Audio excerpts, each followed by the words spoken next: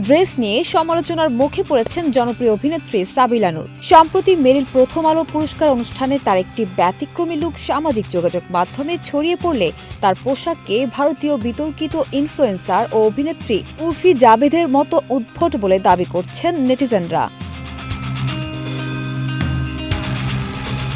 তার এই লুককে ঘিরে নেটিজেনদের মধ্যে দেখা যায় মিশ্র প্রতিক্রিয়া। কেউ প্রশংসা করেছেন, কেউ আবার তার স্টাইলকে বাংলার উর্ফি জাভেদ বলে কটাক্ষ করছেন। ফেসবুকের নাটক বিষয়ক এক গ্রুপে সাবিলার ছবি পোস্ট করে এক নেটিজেন লিখেছেন, আমার কাছে মনে হচ্ছে বাংলার উর্ফি জাভেদ। মন্তব্যের ঘরে অনেকে এতে সহমত প্রকাশ করেছেন। একজন লিখেছেন, আমার কাছেও তাই মনে হচ্ছে, তবে অনেকে আবার ভিন্ন মত পোষণ করেছেন।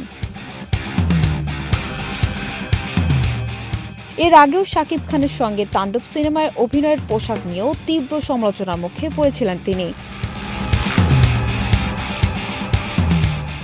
সব মিলিয়ে আলোচনা সমালোচনার মধ্যেও নিজের অবস্থান আরও দৃঢ় করছেন সাবিলা নূর।